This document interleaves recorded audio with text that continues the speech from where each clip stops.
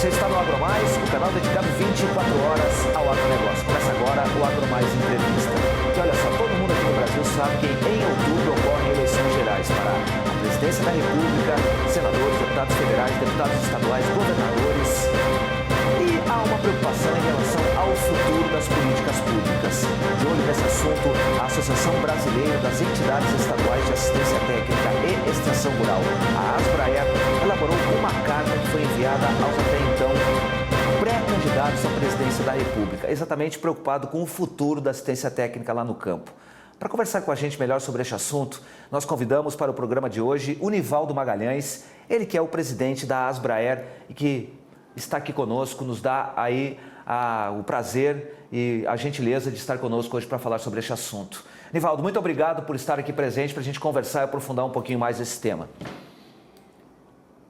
Nós que agradecemos, o prazer é todo nosso em poder participar aqui e conversar com o Brasil inteiro sobre essa questão do futuro da assistência técnica e extensão rural brasileira. Maravilha. Nivaldo, eu falei agora há pouco que os senhores elaboraram aí uma carta, né, que foi enviada aos pré-candidatos à presidência da República, mas eu acho que é importante a gente dar uma contextualizada sobre as razões que os levaram a elaborar essa carta e enviar para os pré-candidatos. A gente pode dizer, e até a gente conversou um pouquinho previamente antes, que talvez a assistência técnica e extensão rural não viva o melhor momento aqui no Brasil, como já viveu anteriormente, né?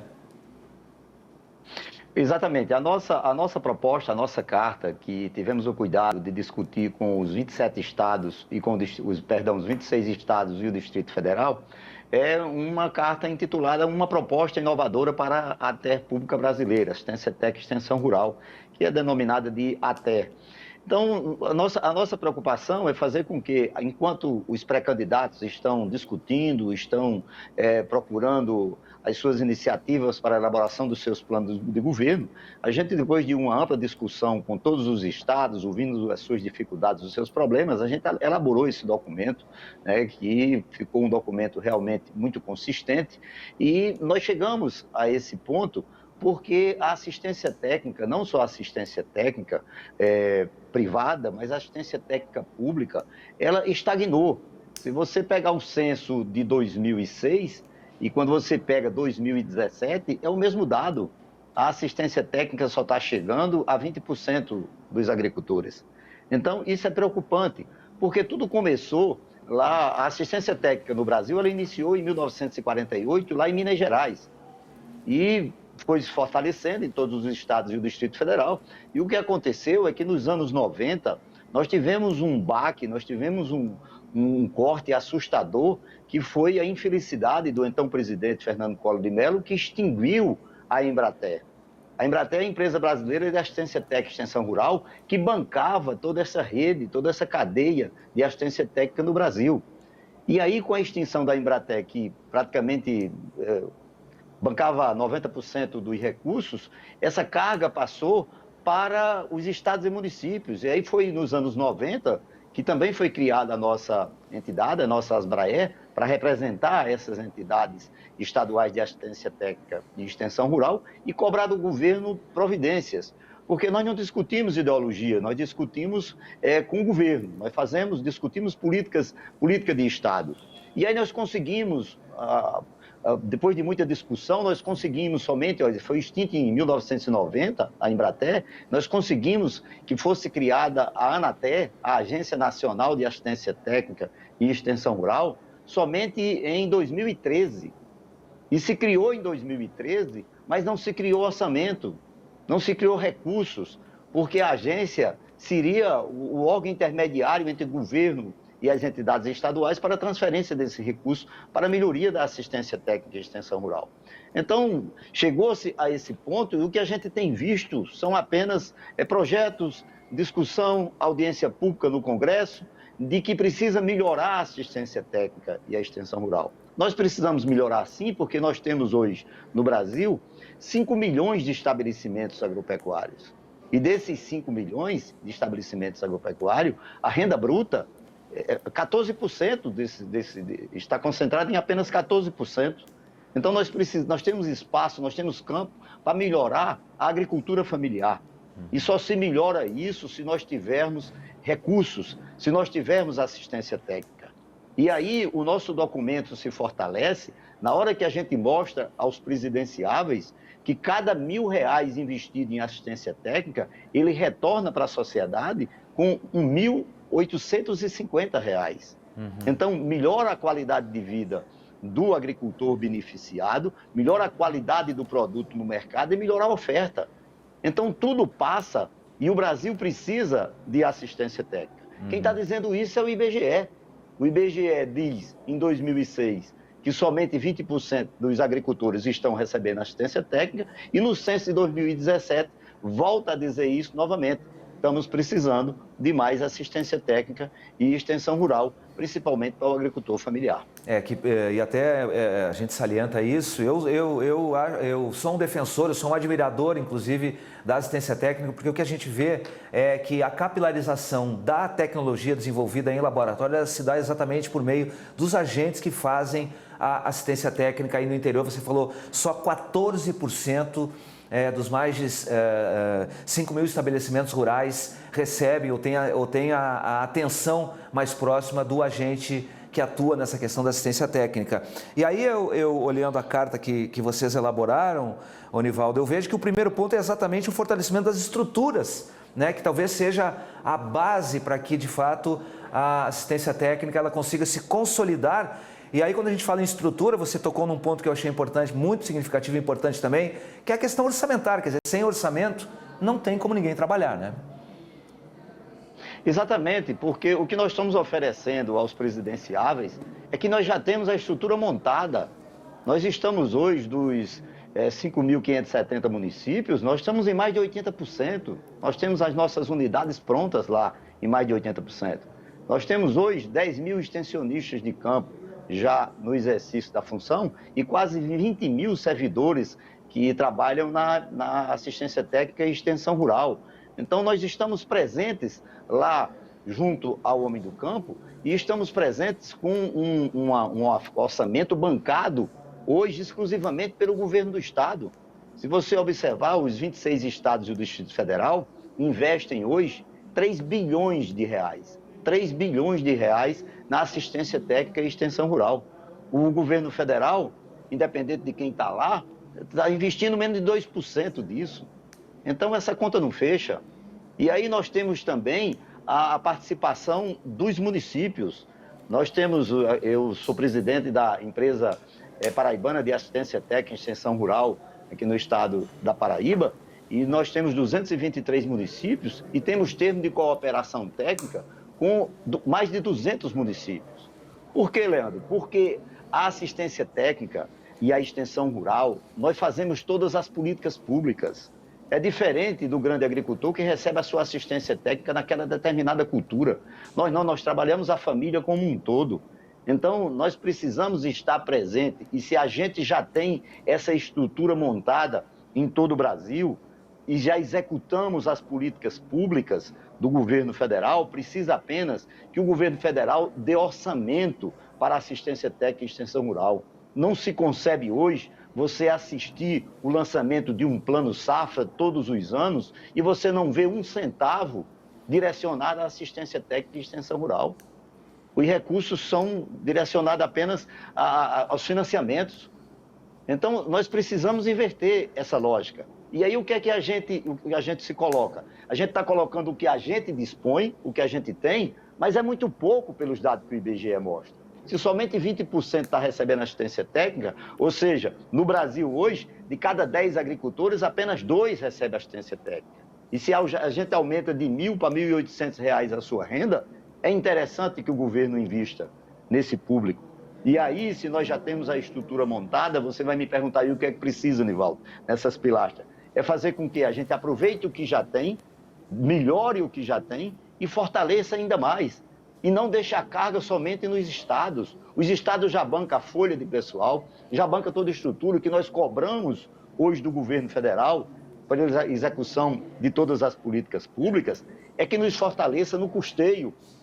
Você já imaginou, você tem um governo e pagando em dia rigorosamente a folha do extensionista em um determinado município, e aí o extensionista não tem o dinheiro lá para abastecer, para trocar o pneu de um carro, né? E isso não se concebe. Então, nós precisamos desse fortalecimento no nosso custeio. Nós precisamos na aquisição de um veículo para melhorar a qualidade da nossa assistência técnica. Por quê? Nós já temos estados, se você pegar hoje, Ceará está contratando esse mês, nós temos Mato Grosso do Sul fazendo concurso, Amazonas já contratou, nós temos Goiás fazendo um concurso agora, está anunciando nos próximos dias aí um concurso. Então os estados, além de ter toda essa estrutura para que o governo federal execute as políticas, nós estamos também preocupados em fazer com que aumente a quantidade de extensionistas. Porque quando eu me preocupo com isso, Leandro, é que é o seguinte, se você pegar hoje as políticas públicas do governo federal, o PRONAF, o PAA, o PENAI, o Garantia Safra, então a regularização fundiária, o que você tem hoje de políticas públicas, se você observar, as empresas de assistência técnica e extensão rural estão lá presentes executando essas políticas. Então, o que a gente quer é apenas essa parceria de mão dupla, que aproveite o nosso potencial, que aproveite a nossa capilaridade que nós já temos, para que a gente seja mais fortalecido. Nós não estamos de pires na mão, não. Nós estamos querendo essa complementação, porque quando a gente fala em custeio da assistência técnica, é orçamento. Nós precisamos que o governo destine do seu orçamento recursos para a Anatel. A agência foi criada, precisa de recurso. E a Anatel, diga-se de passagem, é muito bem gerenciada. Nós não estamos aqui para fazer nenhuma crítica ao governo federal quanto à questão do Ministério da Agricultura. Temos excelentes técnicos, temos boas políticas lá no Ministério da Agricultura do atual governo. Mas não tem orçamento, não tem recurso. Você começa uma programação e eles não têm a certeza, a segurança se vai ter o recurso para garantir aquilo que foi autorizado. Então, nós precisamos dar mais segurança. O agricultor, quando ele sai de casa para ir para o município, para a sede de um município, aonde ele vai tomar o cafezinho, onde ele tem a casa dele, é o escritório da Emater daquele município. Então, ele precisa que aquele escritório lá ele seja bem recebido, seja orientado sobre todas as políticas públicas e seja também conduzido para que ele possa ter uma melhoria na sua qualidade de vida. Né? Santo Antônio dizia que a palavra sem ação vira ilusão. Você não pode, já chega, já se discursou demais. Então, o que a gente precisa, na realidade, é ter escutado pelos presidenciáveis, aquele que foi eleito, chame a assistência técnica e extensão rural para dizer, vamos fazer aqui uma parceria. Vocês têm o que a gente tem, vocês têm o que a gente quer e a gente tem o que vocês precisam. O que eles querem é capilaridade e a gente precisa apenas de mais recursos para a execução das tarefas. O restante, os governos estaduais já estão bancando. Pois é, o que mais chama a atenção é que sempre quando a gente fala na Revolução Verde, por qual o Brasil passou, quer dizer, lá do início dos anos 70, de importador de alimentos, para agora, um dos maiores players, os maiores exportadores de alimentos, de fibras, de bioenergia e de grãos do mundo, todo mundo atribui isso exatamente à extensão rural, à ciência, à tecnologia que é aplicada no campo.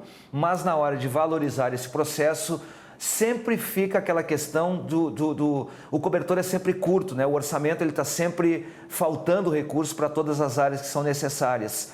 E aí eu fiz até um questionamento, Anivaldo, para o presidente da Frente Parlamentar da Agropecuária, o deputado Sérgio Souza, em relação ao PRONAF, porque todos os anos os parlamentares precisam se mobilizar para buscar recursos para bancar o PRONAF. E uma das ideias é justamente fazer um plano plurianual, quer dizer, um plano que dure aí todo o mandato do presidente, garantindo o recurso do PRONAF de uma maneira mais permanente, mais perene, né? Tanto para investimento quanto para custeio. Neste caso específico, não seria também uma alternativa buscar um orçamento mais perene para assistência técnica, que não dependa exclusivamente de um orçamento aprovado todos os anos, que a gente sabe, dependendo da situação, ele é puxado mais para lá ou mais para cá, dependendo dos investimentos que são necessários, do apelo que se tem, por exemplo, quando se cria situações de estresse hídrico aqui no Brasil, por exemplo, de falta de recurso hídrico, a gente faz um investimento em soluções para tentar mitigar essa situação, e a mesma coisa acontece em todos os outros setores, quer dizer, a gente na verdade busca recursos para tapar buracos. Não seria o caso de fazer esse planejamento, um planejamento mais longo, mais de 4 anos, por exemplo, isso já não traria mais tranquilidade para vocês? Perfeitamente. Eu acho, Leandro, você resumiu. Você já disse o que seria necessário para um bom entendimento dos governantes. Porque a questão de dinheiro é como o tempo, né? É questão de opção, né? O governo precisa optar, precisa pautar a agricultura. E aí nós precisaríamos de um plano mais longo. Você não precisa todo ano estar lançando um plano safra, você teria que lançar um plano para 4 anos e já dizer o que é que vai fazer com aquilo. Todo governo que entra inventa uma política, né? E nós que somos extensionistas, eu sou extensionista de carreira há 45 anos, nós que somos extensionistas, nós convivemos com um fato interessante, nós somos específicos, né? Nós precisamos ter aquela qualificação para poder ser extensionista, para poder levar a informação ao homem do campo, porque isso é ciência, isso é responsabilidade junto ao homem do campo. E nós trabalhamos com um fato interessante. Se você observar, no caso da chuva, vamos falar no linguajar mais popular, na chuva, nós trabalhamos ou com a falta, que é o caso de muita região do Nordeste, agora lá na região Sul, lá no Rio Grande do Sul e outros estados, é que nós trabalhamos com a chuva ou com falta, né? Aí se perde, ou com excesso. Então o extensionista tem que estar preparado para essas duas situações. Ou se vai ter chuva para ele trabalhar bem, produzir e o agricultor pagar o seu financiamento lá do Pronaf, ou se ele vai ter perda e vai ter que ter um seguro para cobrir, ou se ele vai ter excesso de chuva e também precisa de um seguro. Ou seja, nós temos que estar em plena sintonia. Essa que é a grande verdade, nós temos que estar sintonizados. E eu te dou um dado mais preocupante. Fica todo mundo falando do êxodo rural. Ah, mas o jovem está indo embora. Você não dá condições do jovem ficar no campo. Você não dá qualidade de vida para o jovem ficar no campo. Então ele vai para a cidade. Se você observar, nós temos dados do IBGE, dados do censo, um dado preocupante, como envelhecer o campo. Se você pegar o censo de 2006, no censo de 2006, 38% dos estabelecimentos rurais eram gerenciados por idosos. 38% em 2006. Em 2017, no censo que é a cada 10 anos, o censo agropecuário, passou de 38% para 45% esse número. E agora, se você observar com a agricultura familiar, isso dá 50%. Porque tem políticas boas, não podemos também falar algo o contrário. Nós temos, no caso da agricultura familiar, nós já temos políticas interessantes, que você se preocupa desde a produção, que é esse o trabalho da assistência técnica e extensão rural, quando você começa a orientar desde o preparo do solo, da seleção da semente, e hoje nós trabalhamos a cadeia produtiva como um todo. Nós vamos do preparo do solo ao plantio até a colheita e comercialização. Dizem que o bom agricultor não é aquele que produz bem, é aquele que bem comercializa aquilo que produziu. Então, hoje nós já estamos preocupados também com a comercialização. E aí é onde você entra no fim da cadeia, você entra com a aquisição pelo PENAI ou pelo PAA, que são os programas de aquisição do governo federal. E aí você beneficia duas cadeias, você beneficia duas categorias. Aquela do agricultor familiar que está produzindo e aquele que está recebendo o produto. Então, é um trabalho bacana, mas para isso precisa de assistência técnica e extensão rural. Para isso você precisa tirar o agrotóxico do agricultor, para que o agricultor familiar não utilize na sua pequena produção. Porque na hora que você retira o agrotóxico, você retira uma despesa a mais que ele tem. E você dá qualidade de vida à sociedade. Tudo se fala hoje em agroecologia, nisso, naquilo, mas como é que o agricultor vai saber como é que ele vai aplicar determinada tecnologia se ele não tem o conhecimento, se ele não tem a assistência técnica? Quando eu falei aquela hora dos 14% dos 5 mil estabelecimentos, Leandro, o que eu estou falando é da renda bruta. Uhum. Desses 5 mil estabelecimentos, a renda bruta é de apenas 14% dos agropecuaristas. Uhum. Ou seja, olha o restante da renda onde é que está. Olha que campo nós temos para melhorar essa qualidade de vida. Depois você, inclusive, me corrigiu, Nivaldo, falando que de fato são 20%. Eu acabei confundindo os números. É bom você até falar isso, porque a gente falou lá no início, talvez as pessoas, a coisa meio que se consolida. Então foi importante, você me corrigiu, são 20%, 14% da renda bruta. Isso é importante. Agora, tudo isso, quando você fala... Deixa eu explicar isso aí, Leandro. Pois não.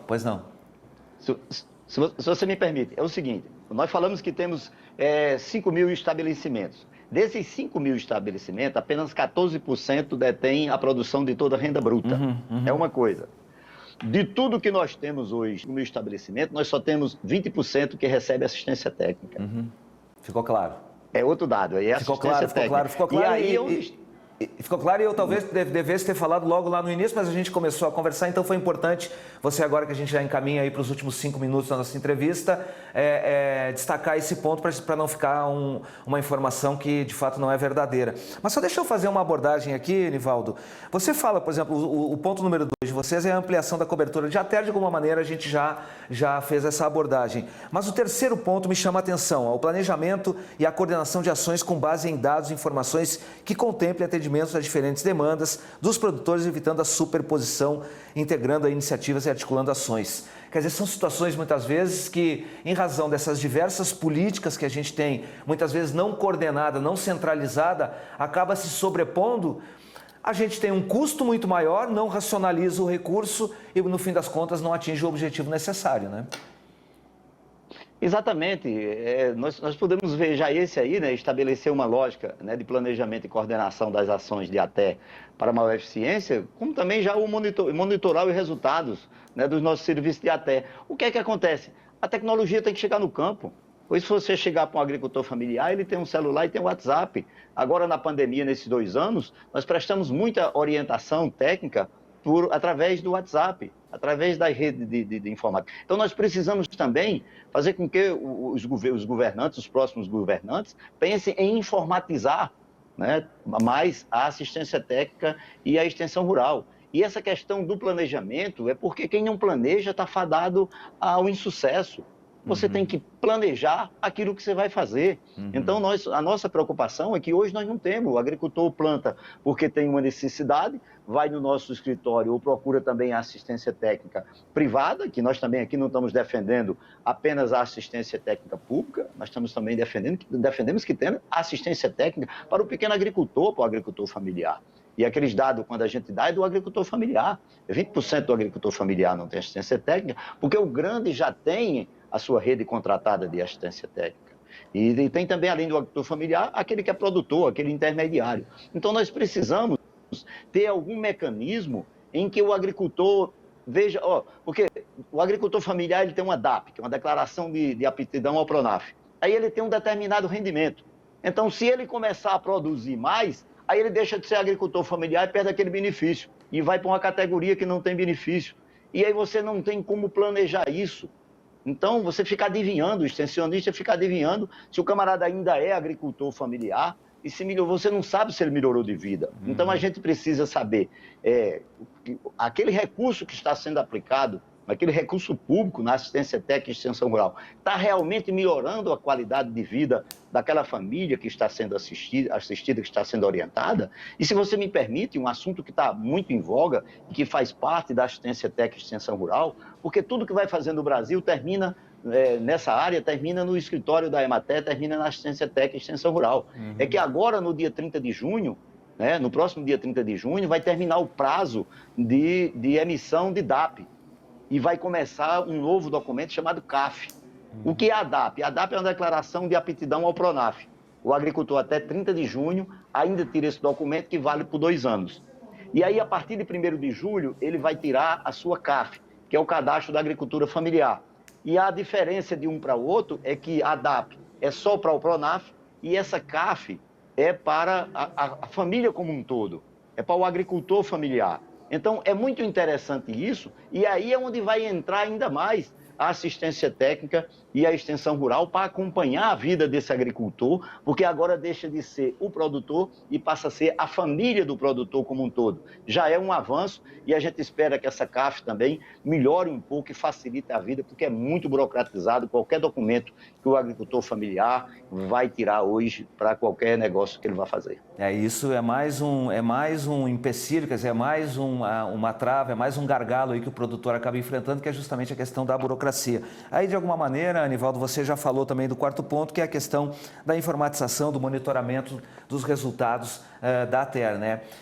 A gente tem ainda 1 minuto e pouco, 1 minuto e 20, Nivaldo. Eu queria só fazer uma última abordagem para você.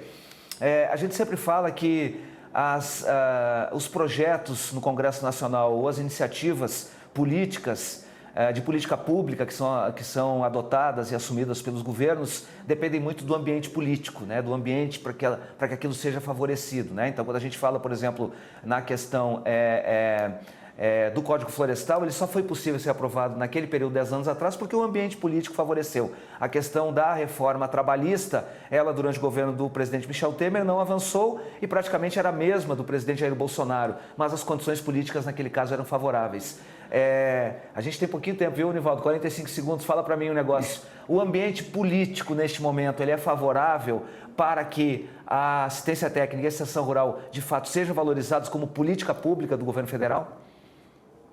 Sem dúvida, nós temos parlamentares que estão defendendo, lançando projetos no Congresso para a criação de fundos específicos para assistência técnica e extensão rural. Se você me permite, nós temos o deputado Zé Silva lá em Minas Gerais, que é um extensionista, que é presidente da Frente Parlamentar de Assistência Técnica e Extensão Rural. Isso é um avanço muito grande. Lá no Congresso nós temos realmente, tanto na Câmara como no Senado, um entendimento muito bom de que todas essas políticas em audiência pública, a gente discute com eles, são importantes. O que falta é realmente definir orçamento e o financeiro para que a gente melhore a qualidade de vida do agricultor familiar brasileiro. É isso que a gente deseja aqui também. A gente conhece o deputado Zé Silva, que é parceiro, amigo nosso aqui do canal. Nivaldo, eu gostaria de voltar a conversar com você mais à frente para a gente tentar compreender um pouquinho mais como está a situação. Eu acho que a entrevista de hoje foi muito boa e a gente trouxe de fato a temática, trouxe aqui a problemática mais do que isso. E esperamos que, de fato, os governantes que irão assumir, seja ele quem seja o governante que for, que assuma aí a presidência da República, de fato valorize muito, porque, como eu falei anteriormente, eu sou um admirador da assistência técnica e extensão rural, porque eu entendo que é a partir desses profissionais que a nossa agricultura deu um salto de qualidade, que o nosso pequeno produtor pôde diminuir bastante essa diferença aí que muitas vezes tem tecnológica em relação aos grandes produtores, que, claro, tem muito mais capacidade de investimento. E o pequeno produtor muitas vezes precisa da política pública para se desenvolver, para produzir alimentos para o mundo, para o Brasil também. Nivaldo, muito obrigado pela gentileza da entrevista, foi um prazer enorme tê-lo recebido e digo para você, canal sempre aberto, viu? Muito obrigado, um grande abraço, fica com Deus. Um abraço, Nivaldo. Conversei então com o Nivaldo Magalhães, ele que é o presidente da Associação Brasileira das Entidades Estaduais de Assistência Técnica e Extensão Rural, a ABRA.